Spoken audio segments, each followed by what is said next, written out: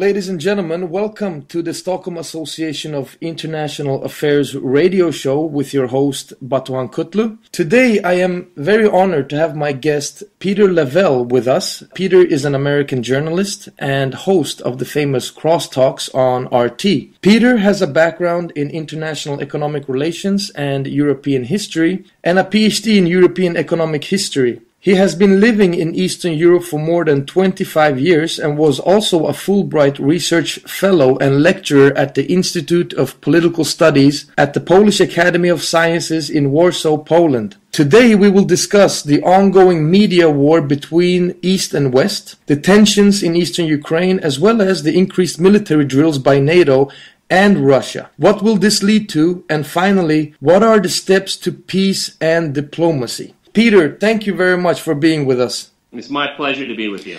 To be honest with you, the ongoing tensions between Russia and the West just keeps getting worse, and I'm a bit worried. And I'm trying to understand the causes of these tensions objectively, and on the one hand, I get the Western media point of view saying one thing, and on the other, I have a news station like RT giving me a completely different point of view. And there is so much confusion in this media war. Who should I trust, Peter? Well, I trust the facts, and facts that you can verify. I don't trust opinions. Why should I trust opinions? Maybe I will from people that I respect, that know what they're talking about. Most people in Western media that talk about and write about Russia don't have a clue about Russia, don't know its history, its language, its culture, its politics. Most of them are simply hacks. Hacks. That's all they are. Let's look at someone like Stephen F. Cohen, a professor of Russian history and studies at Princeton and New York University. He is an expert longer than you probably been alive, my friend, on Russia. And he's being vilified for saying we should look at the Russian position and try to understand Russia and Vladimir Putin. His entire career is at stake because he doesn't agree with the mainstream. Who would you trust? Someone that doesn't know anything about Russia, or someone that has studied the country for decades? I can give you an example, for instance, of the submarine hunt that you probably remember. Now, I followed it very closely, and after doing some research, I found out that in 1982, there was an identical submarine chase outside of the shores of Stockholm, where it was the same media hysteria that the Soviets are invading or the Soviets are threatening, etc. After about 20 years, it was proven that in all cases where there were foreign vessels on Swedish waters, it was actually submarines from NATO. Yeah. When I looked at the 2014 incident, it was exactly the same hysteria in media where they say Russian submarines, and then they actually admitted that it was not a submarine because the water is so, there's not even room for a Swedish conventional submarine to be there. Yes. And their explanation when they interviewed experts is that the reason why Russian submarines are in Swedish waters is to scare the population from not going into NATO. What are your opinions on that? Well, I suppose I don't see how Sweden's security is enhanced by being a member of NATO. NATO expansion is dangerous. You know, we have Turkey is a member of NATO, and it's getting itself further and further involved in Syria, in Middle Eastern politics and conflicts. And so, do you want to be in a military alliance run by the Americans, you know, and having allies like Britain and France that refuse to spend money on their defense, and then you have a country like Turkey that could get the entire alliance in a war? What does Sweden get out of that? Number two, in what way does Russia threaten Sweden at all? As a matter of fact, most Russians that I know, educated Russians, admire Sweden's long history of neutrality because they can be a country of an arbiter. They can be a country that can be an honest broker. But all of this hysteria, Russia doesn't threaten Sweden. It doesn't threaten Finland. It doesn't threaten the Baltic republics. What would Russia get out of that? What does it get out of anything when it comes to threatening its neighbors? It only ends up creating tensions. Russia feels that it has to build up its military because countries like Sweden, for God's sake, a country of long history of neutrality, is going to join this military alliance, which Washington, has no interest whatsoever in in protecting your security. Not at all, not at all. And I think that Sweden should not trust the United States, given its long history of adventures around the world, and particularly what NATO did to Libya. Again, does a country like Sweden, the people from Sweden, want to be involved in flattening and destroying poor countries around the world? I think the answer to that question should be quite obvious from a moral standpoint. I went yesterday to a panel discussion on joining NATO, and I asked one of politicians there, they were from the Youth Party.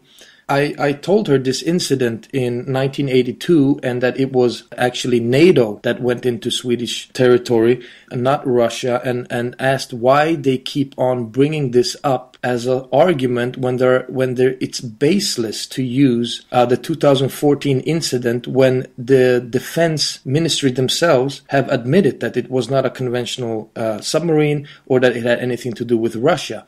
And she admitted that NATO have time and time again violated Swedish waters, but that what NATO does before they go into Swedish waters is that they give the government a call. Well, I mean, it's a double standard. I suppose a phone call from NATO is better than a phone call from Russia, and they wouldn't even accept a phone call from Russia right now. See, this is the kind of pig-headedness, this arrogance, this hubris that there's somehow the West is superior to everyone else around them. Well, it's the West that causes most of the chaos in the Middle East, for example. American neocolonialism in the Western Hemisphere is well known, and it never seems to come to an end. And if you want to look for aggressive alliances, again, look at NATO. And what is NATO doing in Afghanistan? No one's answered that question, to my mind, with any kind of logical sense. I mean, why is NATO involved in these outer area places like Libya and probably Syria?